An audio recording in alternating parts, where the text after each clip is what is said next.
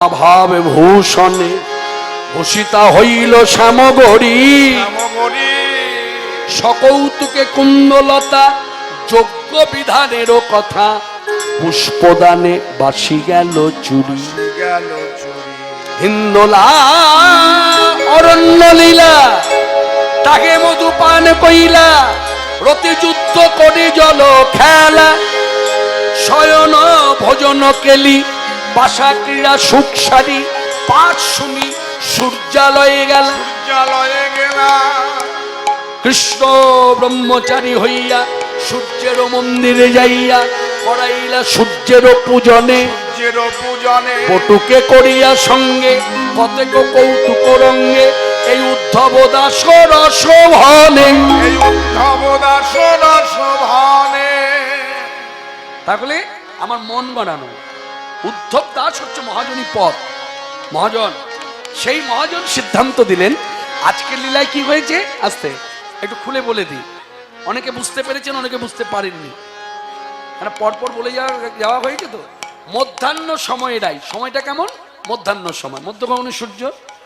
রাধারানী সখী সঙ্গে সূর্যের মন্দিরে যায়। প্রথমে সূর্যের মন্দিরে এলো, পূজা পাঠের জন্য যা যা নিয়ে এসেছে সবকিছু পূজার মন্দিরে রাখলো, রেখে কৃষ্ণ অন্বেষণ করতে বেরোলো, মানে কৃষ্ণকে খুঁজতে বেরোলো। সখীগণ পরিসঙ্গে কৃষ্ণ দর্শন রঙ্গে কুণ্ড তীরে মিলিল আসিয়া। কুণ্ডে এলো, গোবর্ধন পর্বতের পাশে দুটি কুণ্ড আছে, একটি শ্যামকুণ্ড, রাধাকুণ্ড। এই দুটি কুণ্ডের আবার তিনটি তীর। সেই কুণ্ডে এসে কি করেছে, শ্যামকুণ্ড বা রাধাকুণ্ডের যে কোনো একটা তীরে এসে রাধারানী সখীর সঙ্গে দাঁড়িয়েছে। কুণ্ড তীরে মিলিল আসিয়া।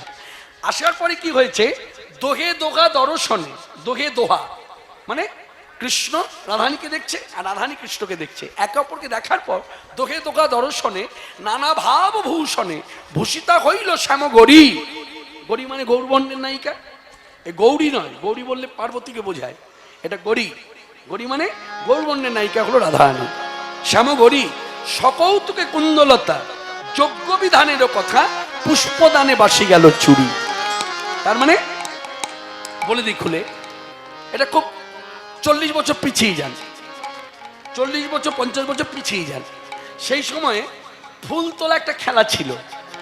কি ভুল বলছি, ফুল তোলা খেলা মানে কে কত গাছ থেকে ফুল পেড়ে আনতে পারে।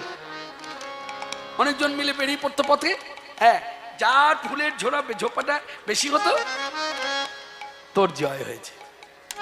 তা আজকে ফুল তোলা খেলা হলো। খেলা করতে গিয়ে কি হয়েছে, কৃষ্ণ এত ফুল তুলেছে তার বসনাঞ্চলের মধ্যে এরকম ফুলের ঝাঁপি হয়েছে। সেই ঝাঁপির মধ্যে এখন কৃষ্ণের তো বাঁশি থাকে, সেই বাঁশিটা বসনাঞ্চলে এই জঠরাঞ্চলে বাঁধা ছিল। তো এই কন্যাটা তুলে যদি এরকম করে তাহলে বাঁশিটা এর মধ্যে ছিল, ফুল চাপা পড়ার দরুন বাঁশিটা দেখতে পাইনি। রাধারানীকে যখন ফুল দান করছে, এই না অনেক ফুল তুলেছি তোমায় দিলাম, রাধারানী এইভাবে হ্যাঁ বসনাঞ্চলে নিচ্ছে। তার সময় কি হয়েছে, গোবিন্দ বুঝতে না পেরে পুষ্পদানে বাসি গেল চুরি, অর্থাৎ ফুল দান করতে গিয়ে বাসিটা চুরি হয়ে গেল।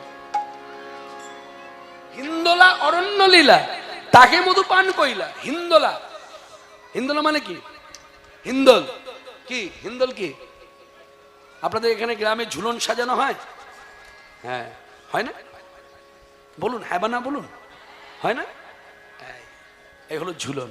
অর্থাৎ সূর্য পূজা লীলার মধ্যে ঝুলন হয়েছে।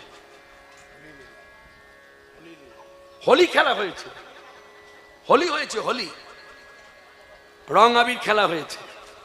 তারপর কি হয়েছে, জলকেলি হয়েছে। জলকেলি করবার পরে কি হয়েছে, শরীরটা ছেড়ে দিলে মানুষ কি করতো, আগেকার দিনে কি করতো, ঘরে দেখবেন মধু রাখতো। তখনকার সময় তার ওআরএস ছিল না, আস্তে এখন তো ওআরএস খাইয়ে দিলে আবার তত্তাজা হয়ে যায়। এখন তো মধু পান করার বরং তো আর বিপরীত হয়ে যায়, কেন মধু ভেজাল। আর তখন তো মধুতে ভেজাল ছিল না, খাঁটি মধু ছিল। একটু মধু খেলে পরে একবার আগের মতো এনার্জি ফিরে আসতো। তা যার জন্য রাধাকৃষ্ণ যখনই ক্লান্ত হয়ে পড়েছে, শ্রান্ত হয়ে পড়েছে, সখীগণ কি করেছে, মধু পান করিয়েছে। মধু পান করবার পরে কি হয়েছে, যখন ধীর স্থির ভাবে বসেছে কুটিরের মধ্যে, তখন সুখ সারিয়ে এসে গান গেয়েছে। সেই গান শুনছে, গান শুনতে শুনতে সুখসারি গাছের ডালে গিয়ে বসেছে, পথ নিরীক্ষণ করছে যে জটিলা, কুটিলা বা আয়ান তিনজনের মধ্যে যে কোনো একজন যদি এদিকে আসে তাহলেই চিৎকার করবে। আর এই সুযোগে তারা কি করছে, কৃষ্ণ এবং রাধারানী একে অপরের মুখোমুখি বসে সখীবৃন্দ ঘিরে বসে আছে, পাশা খেলা হয়েছে। পাশা খেলা হতে হতে গান গেয়েছে, জটিলা এলো। তখন তারা সব খেলা ছেড়ে দিয়ে সখীগণ সূর্যের মন্দিরে এলো। আসার পর কৃষ্ণ ব্রহ্মচারী হয়ে এলো, এসে পূজা করল। বোঝাতে পারলেন? তাহলে এতক্ষণ অপেক্ষা করতে হবে। ব্রাহ্মণ আমি এনে বসিয়ে রেখেছি, আপনাদের নিষ্ঠাবান ব্রাহ্মণ, গ্রামে খুব সম্মানীয়, খুব শ্রদ্ধার সেই মাননীয়, কি নাম আপনার? বাহ, খুব ভালো ব্রাহ্মণ, উচ্চ স্তরের ব্রাহ্মণ, ভট্টাচার্য ব্রাহ্মণ, খুব ভালো ব্রাহ্মণ, শ্রদ্ধেয় স্বপন কুমার ভট্টাচার্য, তিনি বসে আছেন, তিনি পূজা পাঠ করাবেন। অতএব ব্রাহ্মণ যখন সঠিক পেয়েছি, তাহলে পূজায় কোনো ভুল ত্রুটি হবে না। ঠিক আছে, বেশ, এবার আস্বাদন করুন। রাধারানী কৃষ্ণ দর্শন করবার পরেও নিষ্কাম ভক্ত শিরোমণি তো, তার সবসময় মনের ইচ্ছা হয় আবার দেখবো, আবার দেখবো, আবার দেখবো। তা এই যে দেখার বাসনা তীব্রতর হয়েছে বলে তুলসী নামক সখীকে কাছে ডাকলেন, ডেকে গলাটা জড়িয়ে ধরে বললেন, রাধিকা রূপসী লইয়া তুলসী কহরে মধুর কথা। উলধ্বনি রাধিকা রূপসী লইয়া তুলসী কহরে মধুর কথা।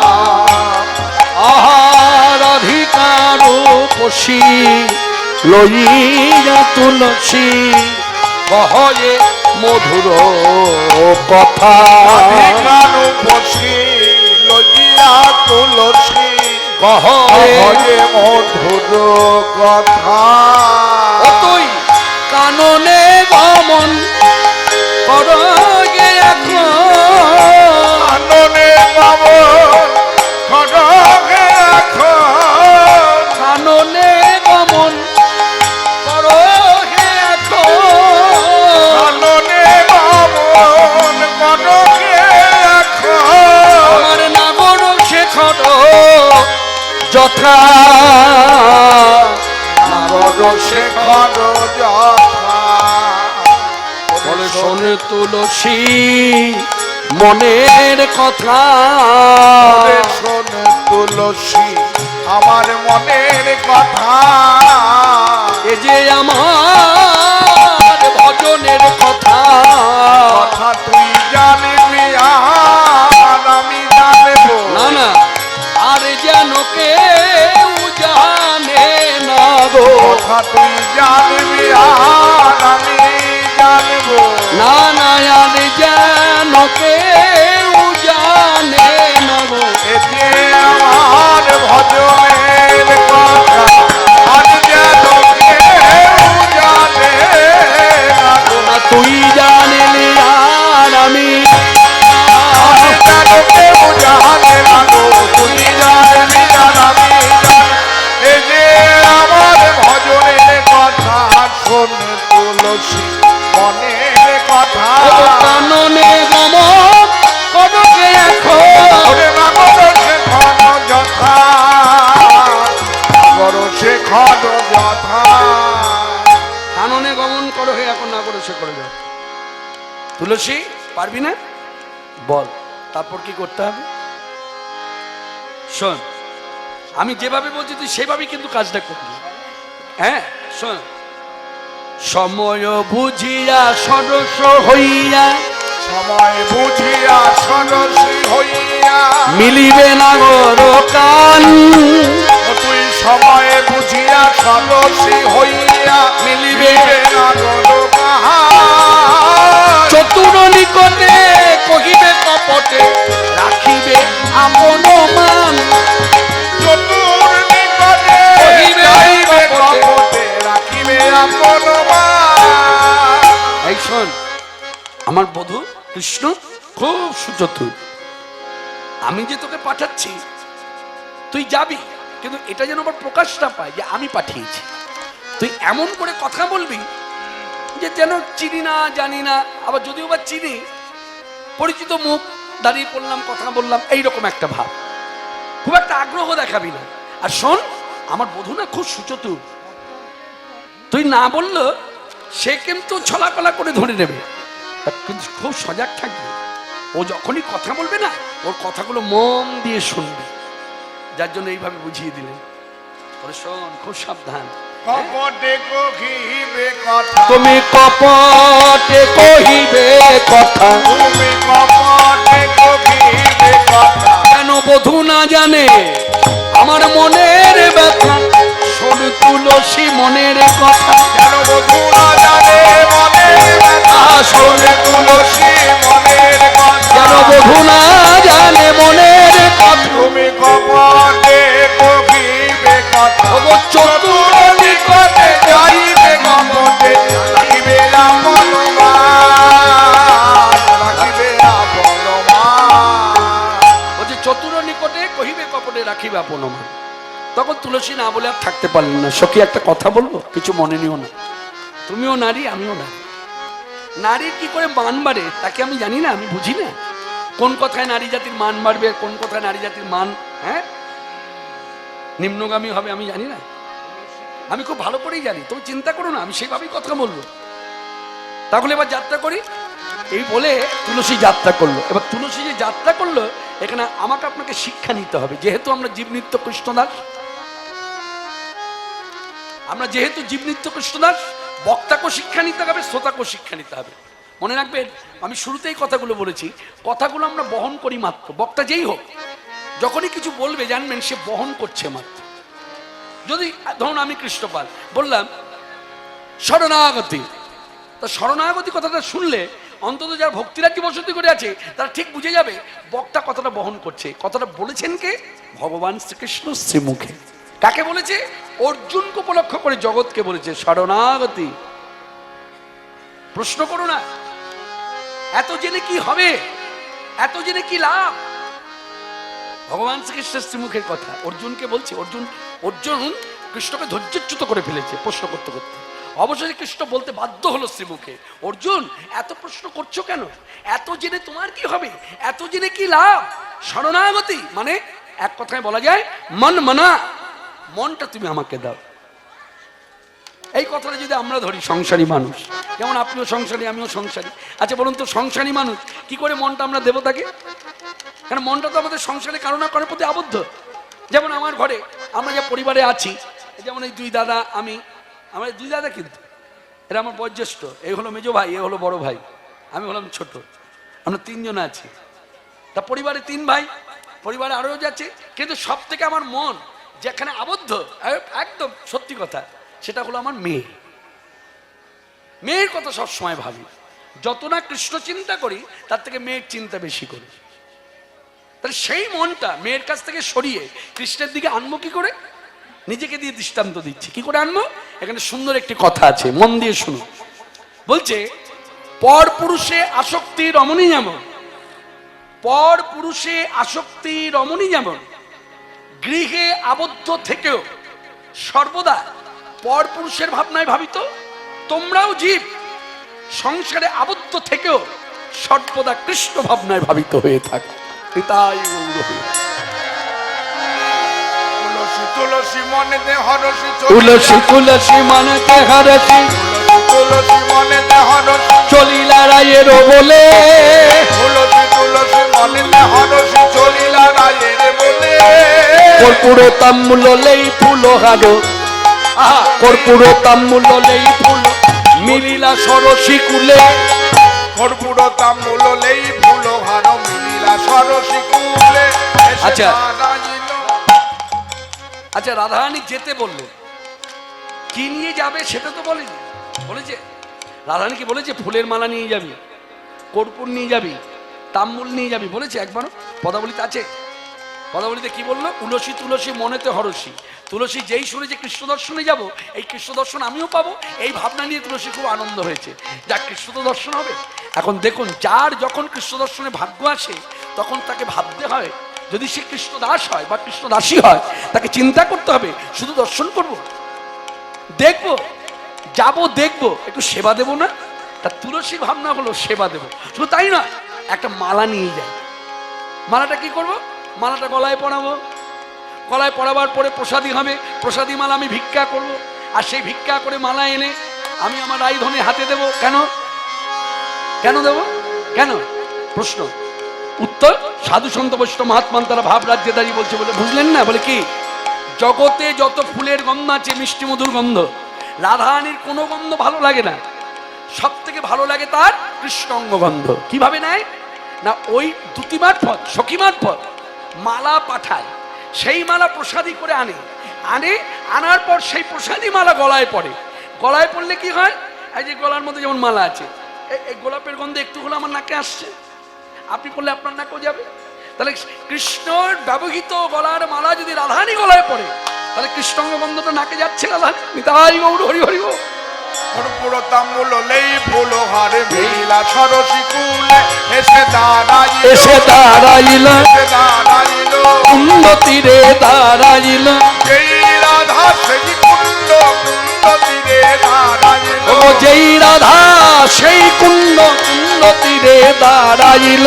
যেই রাধা সেই কুণ্ড তীরে দাঁড়াইল। যেই রাধা সেই রাধা কুণ্ড তীরে দাঁড়াইল। যেই রাধা সেই কুণ্ড তীরে দাঁড়াইল। ও মিলিলা সরসী কুলে। কর্পূর তাম্বুল লেই ফুল হারে মিলা সরসী কুলে।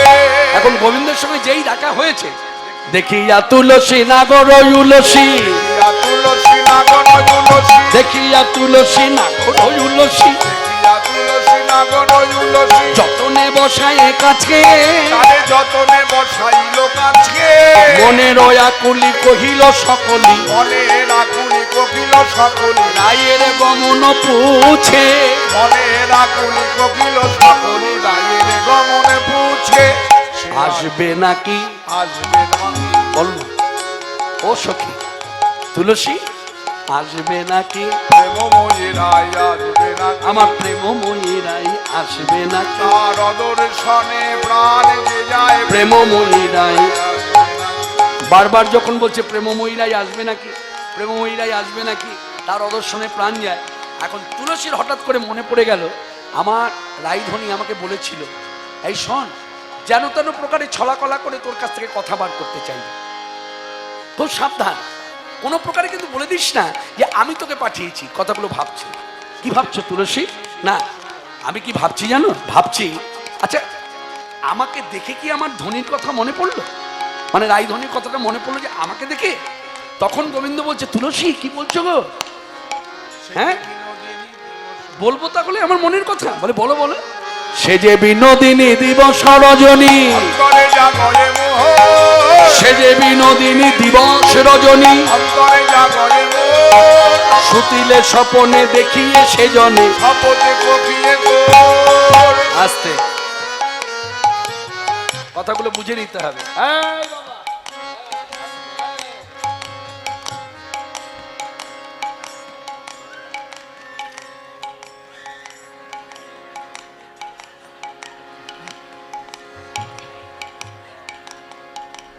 বাবা মনে হয় কাউকে ডাকছে।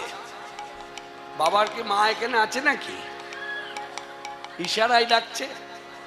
বাবা তো মাকে ইশারাই ডাকে, কখন প্রয়োজন হলে, আর নাহলে প্রয়োজন নিজের প্রয়োজন যদি না হয় তখন কাছে এসে চিৎকার করেই ডাকবে। ইশারায় ডাকছে। এই বাবার মা কে এখানে? কেউ নাই? বাবা একা? তাহলে আমি বোধহয় ভুল বুঝেছি। আসলে বাবার ডাক তো বোঝা বড় দায়। হরিবল হরিবল। সবাই বলুন হরে কৃষ্ণ হরে কৃষ্ণ, হরে কৃষ্ণ হরে কৃষ্ণ, কৃষ্ণ কৃষ্ণ কৃষ্ণ কৃষ্ণ, হরে হরে, হরে হরে, হরে রাম হরে রাম, হরে রাম, হরে রাম, রাম রাম রাম রাম, হরে হরে। হরে হরে। আচ্ছা, একটা কথা আপনাদের বলি। তুলসীর কাছে, তুলসী এসে কৃষ্ণের কাছে বসেছে, বসে কথাবার্তা হচ্ছে। এখানে একটু বিশ্রাম রাখি। বিশ্রাম রেখে আমার উদ্যোক্তা ভাইরা, এই যে অল্প বয়স দেখছেন আপনাদেরই ছেলে, পরিবারের মধ্যেই জড়িয়ে আছে, ওদের খুব বাসনা। ওরা একেবারে চিরকুটে লিখে পাঠিয়েছে আমাকে, কৃষ্ণদা, হ্যাঁ কৃষ্ণদা, আপনি যখন এসেছেন আপনার ওই ইউটিউব চ্যানেলে একটা গান ভারতবর্ষে প্রায় 10 কোটি লোক শুনে নিয়েছে ইতিমধ্যে, ওই গানটা যদি একটু আমাদের শোনান। তা আমি একটা কথা আপনাদের কাছে উপস্থাপনা করি। গানটা এমনই গান যে গানটি সূর্য পূজা লীলার মধ্যে কখনো হয় না, হতে পারে না, এরকম অবস্থায় কিন্তু গানটা আছে। কিন্তু তুমি গানটা কেউ দোষ ধরবেন না, অপরাধ নেবেন না, হ্যাঁ, নাম করে আমরা বিশ্রাম একটু রাখলাম, রেখে গানটা একটু ওদেরকে শোনাই। ওদের শোনানোর ক্ষেত্রে আপনারাও একটু শুনে নিন। গাইব দাও সুর দাও। আজও সেই বৃন্দাবনে বাঁশি বাজে বাজে রে, আজও সেই বৃন্দাবনে বাঁশি বাজে বাজে রে, আজও সেই বৃন্দাবনে বাঁশি বাজে বাজে রে, আজও সেই বৃন্দাবনে। কালার বাঁশি শুনে, কালার বাঁশি শুনে বনে বনে কত শত ময়ূর নাচে রে, আজও সেই বৃন্দাবনে বাঁশি বাজে রে, আজও সেই বৃন্দাবনে আছে সেই রাধা রানী, বাঁশি শুনে পাগলিনী, আছে সেই রাধা রানী, বাঁশি শুনে পাগলিনী, আছে সেই রাধা রানী,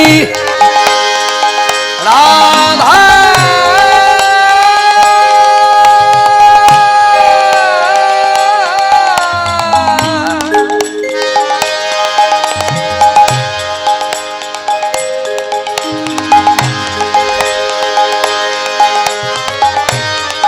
রাধা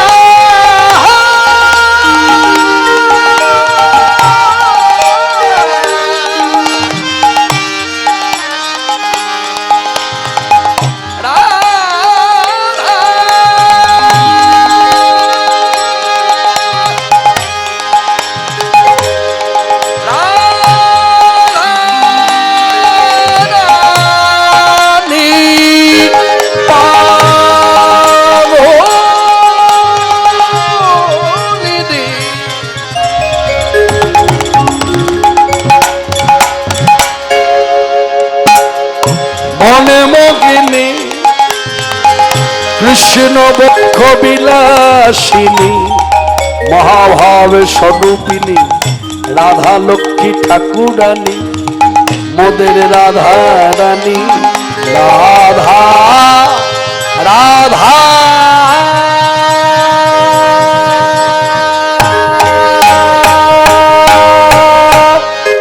আছে সেই রাধা রানী, বাঁশি শুনে পাগলিনী, অভিশানে বিনোদিনী, অভিশানে বিনোদিনী, নব নব নব সাজে রে, আজও সেই বৃন্দাবনে বাঁশি বাজে রে, আজও সেই বৃন্দাবনে বাঁশি বাজে বাজে রে, আজও সেই বৃন্দাবনে।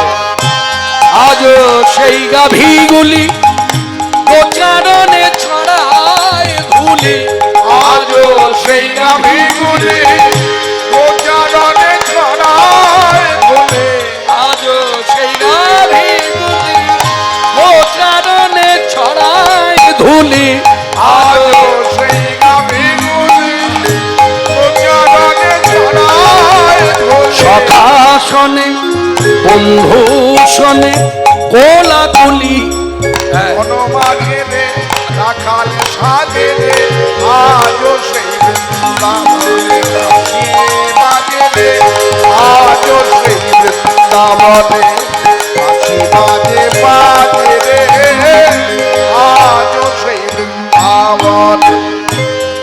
আজ সেই লালনা জলে ভরিতে যায় যমুনা, আজও সেই লালনায় জল ভরিতে যায় যমুনায়, আজ সেই লালনা, লালনা মানে আলা ভোলা গোয়ালা মেয়েরা, যাদের ভালোবাসার রীতিনীতি ধারা গোবিন্দ তোমার হলামে বলে, তুমি আমার হলে কিনা জানি না, তুমি আমার কবে হবে আমি তাও জানি না, তুমি আমার হবে কি হবে না আমি তাও জানি না, তুমি আমার হতেও পারো নাও হতে পারো, কিন্তু আমি তোমারই হলাম। আমি তোমার তোমার তোমার তোমারই হলাম। আমি তোমার হলাম। এমন যে আলা ভোলা গোয়ালা মেয়েরা আজ সেই লালনা জলে ভরেতে যায় যমুনায়, আজও সেটি লালনায়। জলে ভরেতে যায় যমুনায়, কদম তলায় সেই ছলনায়, কদম তলায় সেই ছলনায়।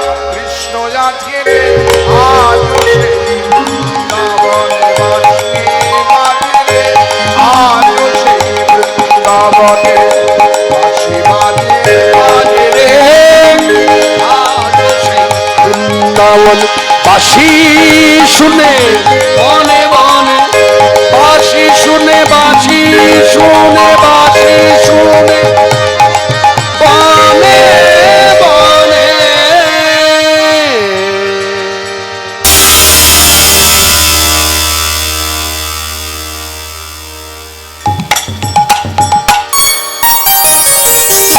শত শত ময়ূর নাচে রে উলধ্বনি, আজও সেই বৃন্দাবনে বাঁশি বাজে রে, আজও সেই বৃন্দাবনে বাঁশি বাজে বাজে রে, আজও সেই বৃন্দাবনে।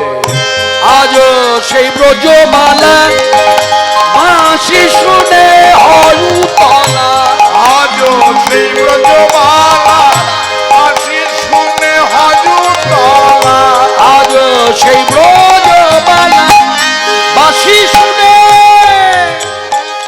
হলুতলা। আজও সেই ব্রজমালা বাঁশি শুনে হজুতলা। গাঁথে বন ফুলমালা, গাঁথে বন বন মাঝে রে, বন মাঝে রে। আজও সেই বৃন্দাবনে বাঁশি বাজে রে, আজও সেই বৃন্দাবনে বাঁশি বাজে। বাজে রে, আজও সেই বৃন্দাবনে। আমার আশা ছিল মনে মনে যাব মধুর বৃন্দাবনে। আশা ছিল মনে মনে যাব মধুর বৃন্দাবনে। এই গানটি যার স্বরচিত গান, আপনারা তাকে চেনেন, হয়তো অনেকে নাও চিনতে পারেন। আজকে সবাই বসে শুনে নিন তার কি নাম। খ্যাপা ভবা পাগল, কালনা নিবাসী, মাতৃসাধক। কি আশ্চর্য বার্তা! আমরা জানি শক্তির উপাসনা যারা করে তাদের বাসনা থাকে কামাখ্যায় যায়। বীরভূমের 51 পীঠের 6টি পীঠ বীরভূমে, সেখানে যাব। যে কৃষ্ণ সেবা করে তার বাসনা থাকে বৃন্দাবনে যাব। বৃন্দাবন ঘুরে আসার পর ধাম নবদ্বীপে যাব। এটা ধারা। যে শিবের মাথায় জল ঢালে তার বাসনা থাকে অর্থবল লোকবল হলে কাশিতে যাব। কিন্তু কি বিপরীত ধারা? যার ইষ্ট কালী, যার স্মরণ কালী, যার বুকের কানায় কানায় কালী চিন্তা, হ্যাঁ, সে কি লিখলো? আশা ছিল মনে মনে যাব মধু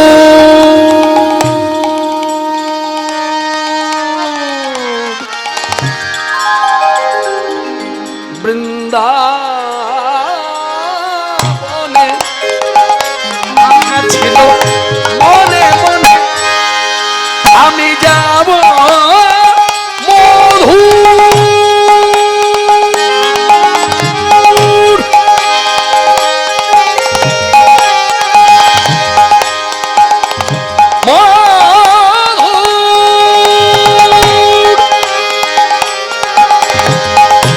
আমি যাব মধু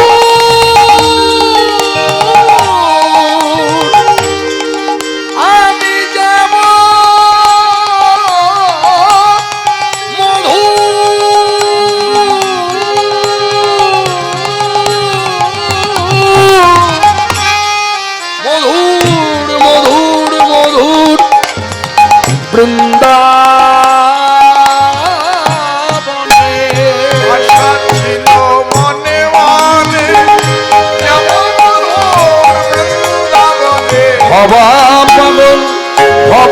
পাগল, ভবা পাগল। জয় ভবা, জয় ভবা, বলুন জয় ভবা, জয় ভবা, জয় ভবা, জয় ভবা, জয় ভবা। জয় ভবা।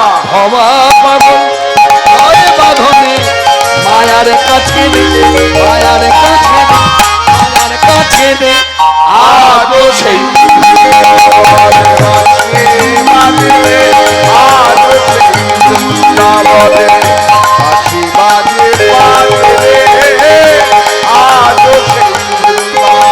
লালার বাঁশি শুনে বনে বনে কত শত ময়ূর নাচে রে, বাঁশি বাজে রে, বাঁশি বাজে রে, বাঁশি বাজে ওই, বাজে ওই, বাজে ওই, বাজে ওই। আমি ছোট্ট করে একটা কথা বলি আপনাদের, বাস্তবতা আছে, বেশি দিনের ঘটনা নয়, প্রায় 1 মাসের ঘটনা। ইসকন থেকে কিছু সাধু, বিদেশি সাধু, কেউ ইতালি থেকে এসেছে, কেউ অস্ট্রেলিয়া থেকে এসেছে, কেউ লাতিন আমেরিকা থেকে এসেছে, তারা বৈষ্ণব ধর্ম অবলম্বন করেছে, নামের মালা বুকে নিয়ে বৃন্দাবনে গেছে। বৃন্দাবনে যাওয়ার উদ্দেশ্যটা জানা গেল পরে, কি কারণে বৃন্দাবনে এসেছে। ব্রজবাসীদের ডেকে বললেন, আচ্ছা আমরা শুনেছি বিদেশে থেকে বৃন্দাবনে নাকি বাঁশি বাজে, কোথায় বাজে? ব্রজবাসীরা বললেন আজও বাজে। কোথায় বাজে জানেন? বলে কোথায়? আমাদের এখানে একটা বট গাছ আছে, যার নাম হয়েছে এখন বংশী বট। যেমন পুরীতে গাছটি ছিল বকুল গাছ, পরবর্তীকালে সিদ্ধ বকুল হয়ে গেল। কেন? ঠাকুর হরিদাসের সাধনায় সিদ্ধি লাভ করেছে, তার কৃপাতে, কৃপাবর্ষণে বকুল গাছও সিদ্ধি লাভ করলো। ঠিক তদ্রূপ বংশীর কৃপায়, বংশীর কৃপা মানে কৃষ্ণের কৃপা। অর্থাৎ এখানে একটা শিক্ষামূলক কথা আছে। এক শ্রেণীর মানুষের ধারণা, আমারও ধারণা ছিল, যে কৃষ্ণের দেহটা মানে মূর্তিটা কৃষ্ণ। যেমন কৃষ্ণের মাথায় চূড়া আছে, হাতে বালা আছে, হাতে বাঁশি আছে, গলায় বনমালা আছে, পায়ে একজোড়া নুপুর আছে, এগুলো সব অলংকার না। মনে রাখতে হবে ভক্তির অনুভবের কথা, খুব স্বাস্থ্যসম্মত কথা। কৃষ্ণের দেহটাই শুধু কৃষ্ণ নয়, কৃষ্ণের হাতের বাঁশিটাও কৃষ্ণ, মাথার চূড়াটাও কৃষ্ণ, হাতের বালা দুটো কৃষ্ণ, একজোড়া নুপুরও কৃষ্ণ, বনমালাও কৃষ্ণ। যার জন্য এখানে শিক্ষামূলক কথা বলি, কৃষ্ণ, এই যে কৃষ্ণ ধ্যান, কৃষ্ণ চিন্তা, কৃষ্ণ স্মরণ, কৃষ্ণ মনন। ধরুন আমি একজন বক্তা, ধরুন আপনাদের সামনে হ্যাঁ এই কৃষ্ণ হয়ে দাঁড়ালাম, যেই কৃষ্ণ হয়ে দাঁড়ালাম আপনারা কি করলেন? সঙ্গে সঙ্গে উলধ্বনি দিলেন, এটা ধারা দেবেই। কৃষ্ণ দেখা মাত্র উলধ্বনি, বেশ। হরিধ্বনি করলেন, বলে করলেন। আবার সেই কৃষ্ণ যখন হেঁটে হেঁটে যাচ্ছে, যেখানে থাকতে দিয়েছে কর্তৃপক্ষ, তখন কোনো একটা গৃহস্থের বাড়িতে থাকতে দিয়েছে, যে যাচ্ছে যে ওই পেছন পেছনও যাচ্ছে। কেন? কৃষ্ণের পায়ের ধুলা মাথায় নেবো, জীবন ধন্য হয়ে যাবে। একটা কথা বলবো, এই সাজের কৃষ্ণের পায়ের ধুলা মাথায় নিয়ে জীবন ধন্যের থেকে, তার থেকে প্রতিদিন ঘুম থেকে উঠে না নিজের পায়ের ধুলা মাথায় নেবেন, স্বর্গে যাবেন। আপনার ভক্তিটা কিরকম একটু অনুভব করিয়ে দিই, কিরকম ভক্তি দেখুন। আপনি যে বিগ্রহ কৃষ্ণের নিত্য সেবা করেন আসনে বসিয়ে, একজন সাজের কৃষ্ণকে দেখে সেই ভক্তি করলেন, বললেন না? ওই বিগ্রহকে আপনি কি করেন? উলধ্বনি দেন, মালা পরাতে গিয়ে, প্রণাম করতে গিয়ে ভক্তি করেন, করেন না? প্রণাম করেন। আবার এই সাজের কৃষ্ণকে তাই করলেন। তাহলে সাজের কৃষ্ণকে যদি তাই করে থাকেন, তাহলে তুলসী পদ্ম তো ওই চরণে দেন, কৃষ্ণের চরণে। তাহলে বক্তা কৃষ্ণ সেজেছে, তার পায়ে একটা তুলসী দিয়ে দিন, দেখুন তো বক্তা নেয় কিনা। আর আপনারও দেবার মনের ইচ্ছা হয় কিনা, ও যে এই তা দেওয়া যায়, তখন জিভ কাটবেন। তাহলে তুলসী দিতে গিয়ে জিভ কাটলেন, আর কৃষ্ণ সাজলো তখন তো জিভ কাটলেন না। মনে রাখবেন, এটা বাংলা রাজ্যেই সম্ভব, ভিন্ন রাজ্যে কখনো কৃষ্ণ সেজে কৃষ্ণ কথা বলা যাবে না। ভিন্ন রাজ্যের লোক বলবে, শোনো তুমি তো কৃষ্ণের দাস, কৃষ্ণ হলো আমাদের প্রভু, তোমাকে যদি কৃষ্ণ কথা বলতে হয় দাসের মতো ভাব নিয়ে তুমি কৃষ্ণ কথা বলো। কৃষ্ণ প্রভু সেজে তুমি কৃষ্ণ বলো না, তুমি প্রভু নাও। তোমার দেহটা হলো জড়দেহ, আমার দেহের রক্তে যেমন পচে গিয়ে পুজ হয়, তোমার দেহের রক্ত পচে গিয়ে পুজ হয়, তোমার ক্ষীর হয় না বাবা। তুমি কৃষ্ণ নাও, তুমি কৃষ্ণদাস। কারণ তুমি কীর্তনিয়া হয়ে কিছুক্ষণ আগে আসরে দাঁড়িয়ে ভক্তদের শিক্ষা দিয়েছো, শিক্ষামূলক কীর্তনের মধ্য দিয়ে আখরে বলেছো, জীব নিত্য কৃষ্ণদাস, জীব নিত্য কৃষ্ণদাস, জীব নিত্য কৃষ্ণদাস, জীব নিত্য কৃষ্ণদাস। পর কৃষ্ণ পদয়াস ঘুচাইবে মায়াপাশ, পর কৃষ্ণ পদয়াস ঘুচাইবে মায়াপাশ, পর কৃষ্ণ পদয়াস জীব নিত্য কৃষ্ণদাস। তাহলে তুমি বললে বাবা, শ্রোতা কিন্তু বলেনি, তুমি শিক্ষামূলক কথা শুনিয়েছো কাদের? শ্রোতাদের মঙ্গলের জন্য। শ্রোতাকে কি বোঝাতে চেয়েছো? আমরা সবাই কৃষ্ণের দাস, প্রভু হচ্ছে কৃষ্ণ। তাহলে তাই যদি হয়, তাহলে তুমি কৃষ্ণ সাজলে কি করে? হ্যাঁ, কৃষ্ণের মাথায় চূড়া থাকে, তাতে ময়ূরপুচ্ছ গজে থাকে। কৃষ্ণ হচ্ছে বীর্যবান পুরুষ, একদিনে তোর বীর্যস্খলন হয়নি। আর তোমার বয়স সীমা কত? 55 বছর বয়স। তাহলে তোমার বয়স 55 বছর, তোমার একটা মেয়ে আছে 24 বছর, তাহলে তোমার বীর্য নিম্নগামী। তা তুমি কি করে ময়ূরপুচ্ছটা মাথায় নিলে? বেড়ালের গলায় ঘন্টা বাঁধবে কে? কথাগুলো শুনে রাখুন, বিচার করে কীর্তন শুনবেন, সজাগ থেকে কীর্তন শুনবেন, সচেতন হয়ে কীর্তন শুনবেন, অন্ধের মতো কীর্তন শুনবেন না। আস্তে, কৃষ্ণ শাস্ত্রী মর্যাদা। একটা দৃষ্টান্ত দিয়ে বলি, বেলুর মঠে এখনই নাম সব নেওয়া হচ্ছে। কি নাম? কি কারণে নাম নেওয়া হচ্ছে? না, আসছে শারদীয়া পূজায় কুমারী পূজা হবে। বয়স সীমা কত? স্বামীজিরা বলে দিয়েছে, এত বয়স থেকে এত বয়স হলে কুমারী পূজায় বসানো হবে। হরে কৃষ্ণ। তাহলে কুমারী পূজার ক্ষেত্রে যদি বয়স সীমা থাকে, কৃষ্ণ সাজার ক্ষেত্রে বয়স সীমা থাকবে না? কি বলেন আপনারা? কি বলেন? আস্তে, আপনারা তো দীর্ঘ বহু বছর ধরে কীর্তন শুনছেন, আপনাদের কাছে বিচার দিচ্ছি, বলুন কি বলেন?